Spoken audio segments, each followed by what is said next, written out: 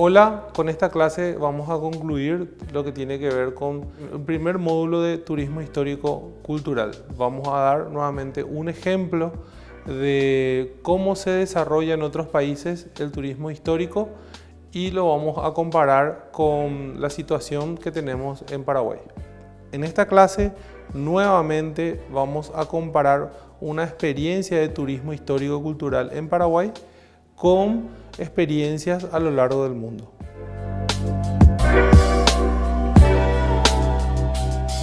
En esta tercera clase vamos a recordar nuevamente lo que incluye el turismo histórico-cultural: monumentos y manifestaciones del pasado, sitios históricos y objetos arqueológicos, arquitectura colonial, documentos y obras de arte.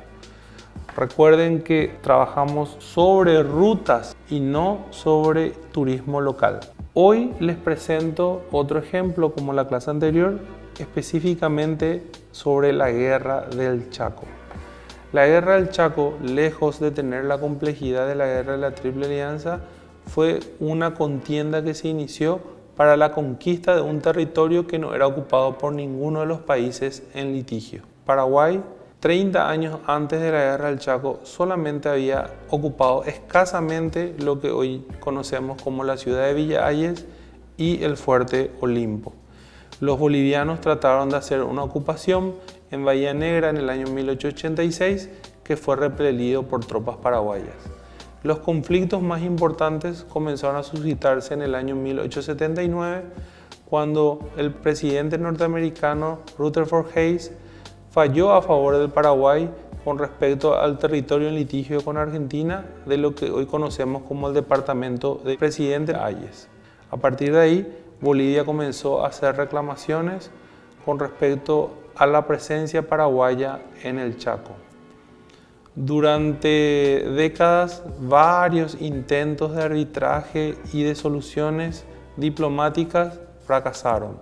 En el año 1907 se llegó a un status quo que paralizó el conflicto por algunas décadas. Sin embargo, Bolivia desde el año 1905 se encargó de fundar fortines a lo largo del río Pilcomayo, lo que fue presionando de a poco la postura paraguaya. Paraguay, para contrarrestar el avance boliviano, también comenzó a fundar fortines en el corazón del Chaco paraguayo. También para ejercer actos de soberanía en territorio chaqueño, impulsó la inmigración de los menonitas en la zona, que terminaron siendo la última barrera en la defensa paraguaya. Los números de la guerra permiten conocer la victoria paraguaya. Paraguay obtuvo más de 136.000 kilómetros cuadrados, un 125% más del territorio chaqueño que poseía al principio de la Guerra del Chaco. Del territorio conquistado por las armas, más de 150.000 kilómetros cuadrados, Paraguay cedió por negociaciones de paz un neto del 10%. Del 100% del territorio cedido, 17.522 kilómetros cuadrados exactamente, aproximadamente la mitad o más ya estaba poblado o desarrollado por bolivianos. En 3 años de guerra, Paraguay perdió 30.000 combatientes y Bolivia más de 50.000. Bolivia tuvo más de 50.000 muertos, aproximadamente 10.000 desertores y 21.000 fueron capturados durante toda la contienda. Paraguay perdió más de 30.000 hombres y 2.500 fueron capturados durante la contienda. El turismo en el Chaco. El problema del Chaco son las grandes distancias entre los sitios de interés históricos. Otro es la falta de infraestructura adecuada con respecto a caminos sobre todo. Son pocas las ciudades con capacidad de alojamiento, entre ellas podemos citar justamente las colonias menonitas a Filadelfia y Loma Plata, y sobre todo la escasa información que hay sobre la guerra en Paraguay, no solamente para el turista extranjero, sino también para el turista local. Entre los sitios que podemos citar que están cerca de las colonias menonitas, donde tenemos infraestructura para poder desarrollar parte del turismo de la región, tenemos Ilapoí, que es el famoso Comanchaco, el lugar desde donde dirigió la guerra el mariscal José Félix Estigarribia. Luego tenemos Boquerón, uno de los fortines más emblemáticos del Paraguay, puesto que a partir de ese lugar se inicia la gran victoria paraguaya de la guerra. Ese fortín hoy en día está cuidado gracias justamente a las colonias menonitas.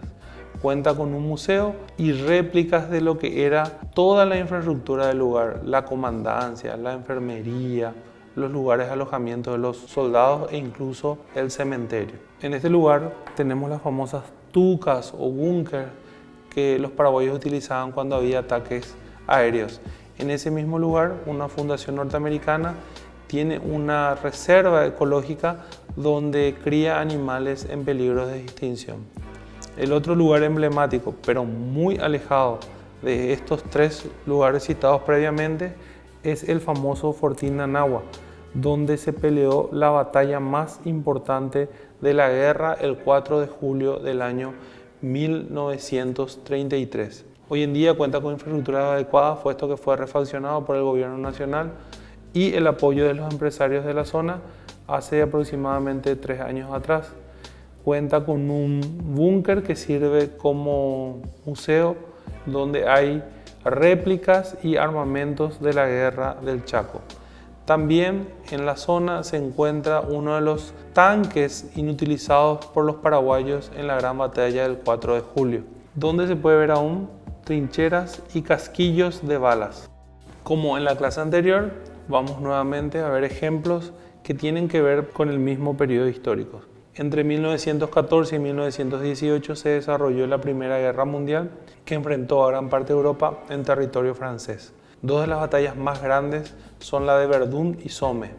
Hoy en día, en Verdún se cuenta con un imponente monumento que además sirve como centro de interpretación para los visitantes de todos los lugares del mundo. Tiene un cementerio que recuerda a cada uno de los soldados caídos en la batalla, con lápidas que inclusive tienen en cuenta la religión de los combatientes.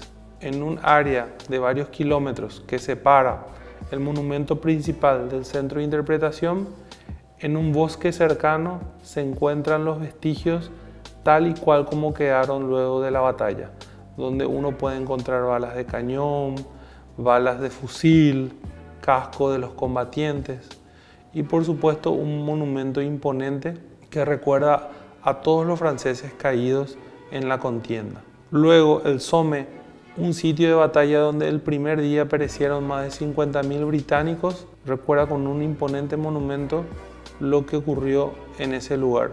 Se volvió un lugar de memoria importante, un gran cráter que dejó una mina durante la gran batalla de Somme, donde cientos de personas llegan en fechas emblemáticas para recordar los hechos de la Primera Guerra Mundial. Además, para complementar los monumentos y el lugar de memoria, cuenta con un museo de armas y uniformes por cada uno de los ejércitos. Al salir de las instalaciones, encontramos unas trincheras intactas tal como lo habían dejado los soldados en 1918.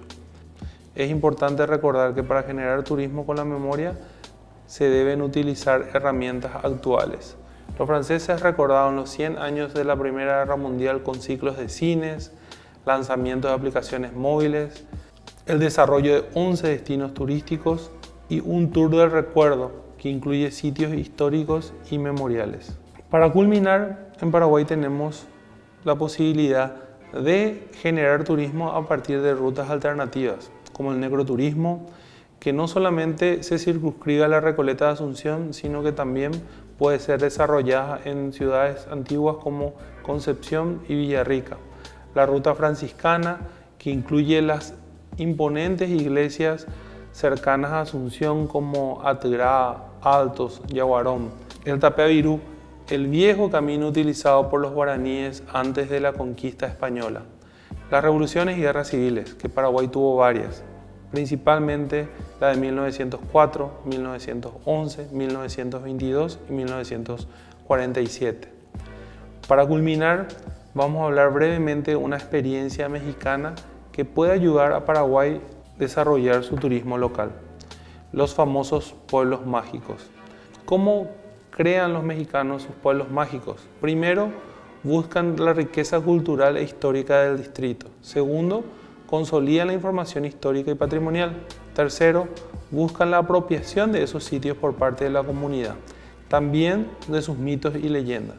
Y cuarto, mejoran la infraestructura turística. Todo este desarrollo en 10 años genera recursos para las comunidades del lugar, potenciando el turismo local. Como ejemplo, les presentamos el caso de Pirayú, que cuenta con una estación de tren única por su belleza. Detrás de la estación del tren está el Tapé Bolí o el Camino Boliviano, puesto que esas calles fueron construidas por prisioneros bolivianos durante la Guerra del Chaco. Después, una iglesia del siglo XIX en honor a la Virgen del Rosario con un hermoso retablo. A escasos 7 kilómetros de la estación del tren se encuentra el campamento Cerro León, el imponente campamento construido por órdenes de Francisco Solano López para el enrolamiento de las tropas paraguayas antes de la guerra de la Triple Alianza. Cerca de ahí se encuentra el cementerio en honor a los caídos en la batalla de Itabaté en diciembre del año 1868. También el mítico Cuamadama, un chorro de agua que cae del cerro, lugar donde se bañaba Madame Lynch y las mujeres de la alta sociedad de la época. Por último tenemos en Pirayú el solar del General Díaz, lugar donde había nacido el héroe de la Triple Alianza. De esta manera hemos concluido las 3 clases de turismo histórico-cultural, una pequeña introducción para entender el potencial que tiene Paraguay con respecto a este tipo de actividades y eventos. Para terminar definitivamente el módulo, vamos a realizar un viaje de experiencia a la ciudad de Areguá en fecha a confirmar. Espero que les haya servido como una aproximación para conocer la situación del turismo histórico en Paraguay y también que las experiencias que dimos en los 2 últimos módulos nos permitan conocer qué es lo que se hace en el mundo respecto a este tipo de turismo.